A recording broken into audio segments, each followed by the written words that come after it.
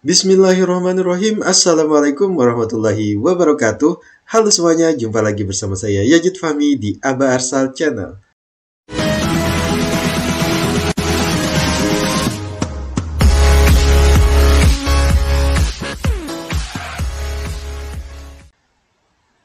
Pada kesempatan kali ini saya akan memberikan Anda sebuah video penjelasan tentang NIS-IN atau IN-ASN, yakni mengenai IN-ASN yang aktif atau tidak aktif dan valid serta tidak valid.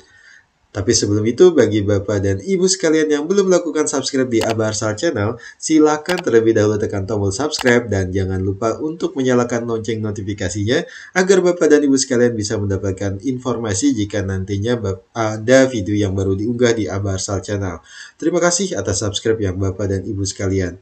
IN-ASN atau nomor induk siswa nasional tentunya adalah salah satu nomor unik yang tentunya wajib dimiliki oleh para siswa sekalian. Namun bagi Bapak dan Ibu sekalian, para operator sekalian perlu mengetahui tentang adanya IN-ASN aktif dan juga IN-ASN tidak aktif atau juga IN-ASN valid dan tidak valid.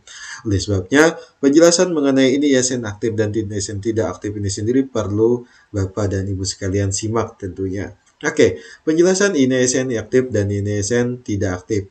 Perlu diketahui sendiri bahwa nomor induk siswa nasional itu dikeluarkan langsung oleh Postekom Kemdikbud, di mana ini adalah menjadi nomor unik untuk mengetahui nomor induk siswa secara nasional bagi siswa Bapak dan Ibu sekalian. Kemudian, sehubungan dengan IN-ASN aktif sendiri adalah IN-ASN yang menunjukkan bahwa peserta didik sedang melaksanakan proses pembelajaran dan terdaftar aktif pada sistem pendataan elektronik di satuan pendidikan, di mana pendataan elektronik yang dimaksud sendiri adalah Dapodik, EMIS, dan PDDikti.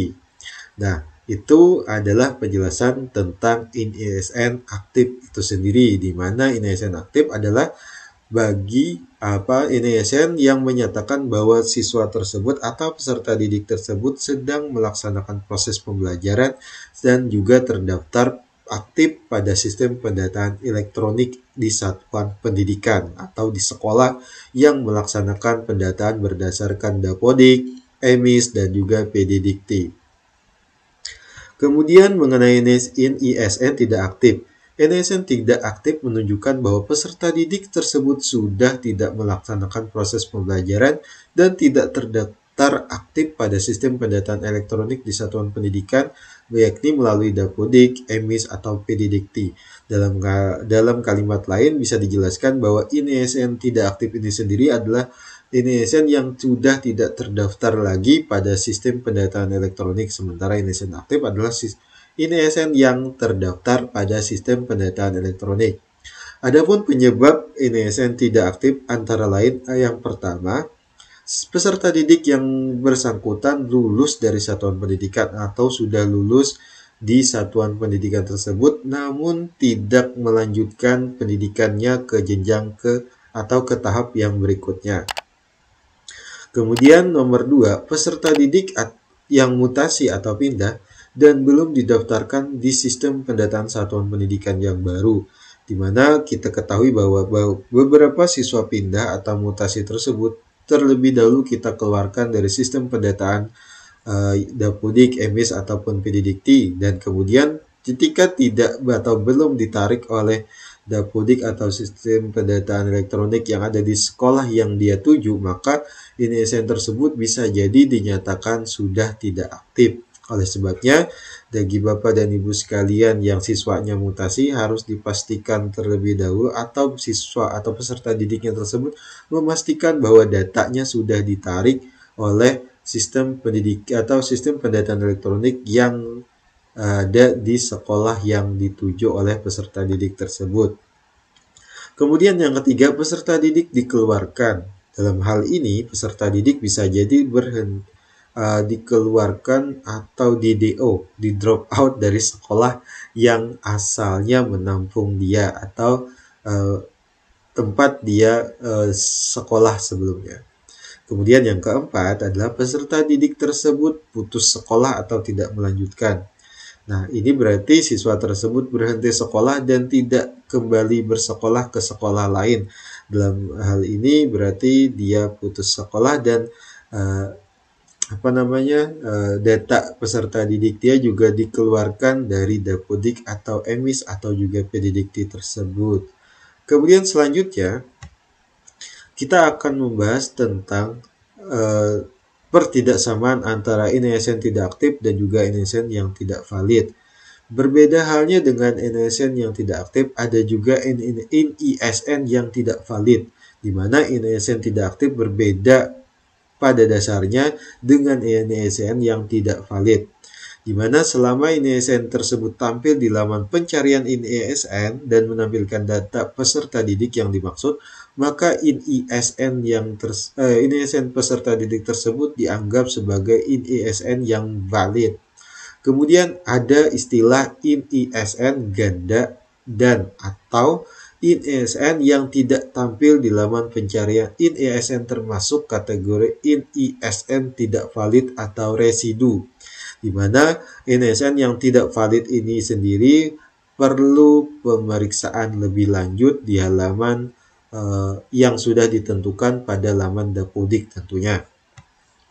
Kemudian lagi tahapan pengaktifan NISN. Jadi bagi NISN yang tidak valid ada beberapa bukan tidak valid tapi yang tidak aktif, ada beberapa tahapan yang harus dilakukan untuk mengaktifkan NISN tersebut kembali.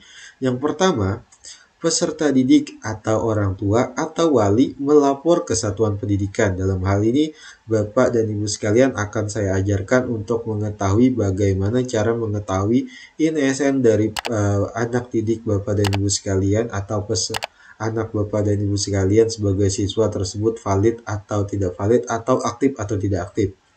Kemudian yang kedua, satuan pendidikan melalui operator melakukan pemeriksaan dokumen peserta didik. Jadi dokumen peserta didik, jika Bapak dan Ibu sekalian melapor ke satuan pendidikan, pastikan Bapak dan Ibu sekalian juga membawa beberapa data yang diperlukan oleh operator untuk melakukan pemeriksaan tersebut.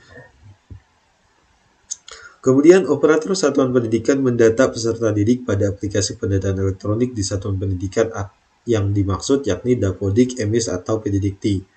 Jadi operator satuan pendidikan atau operator sekolah nantinya mendata peserta didik untuk dimasukkan ke aplikasi pendataan elektronik di satuan pendidikan.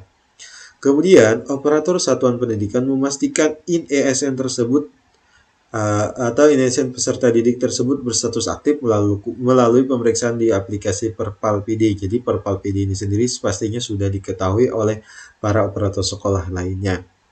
Semuanya. Kemudian jika NISN tersebut tidak tampil di Perpal-PD, maka operator satuan pendidikan dapat mengajukan pengaktifan NISN melalui fitur Edit NISN di aplikasi Perpal-PD dengan mengunggah dokumen seperti ijazah dan juga ijazah pastinya sebagai bukti bahwa peserta didik tersebut memiliki NISN. Demikian penjelasan mengenai NISN yang tentunya wajib diketahui oleh semua pihak, baik itu operator sekolah, guru, kepala sekolah, dan juga orang tua atau wali murid atau wali peserta didik tersebut.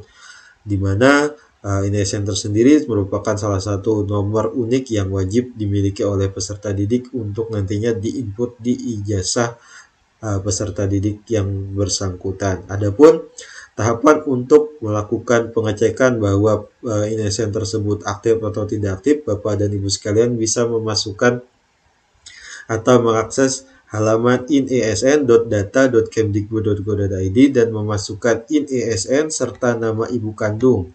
Ini jika Bapak dan Ibu sekalian memiliki atau mengetahui NISN anak atau peserta didik Bapak dan Ibu sekalian, kemudian masukkan nama ibu kandungnya dan pilih I'm not robot, centang di sini dan langsung cari data. Jika Bapak dan Ibu sekalian memiliki atau nantinya hasilnya tampil NISN yang tersebut berdasarkan namanya, maka NISN yang dimaksud atau dimasukkan tersebut adalah NISN yang sedang aktif.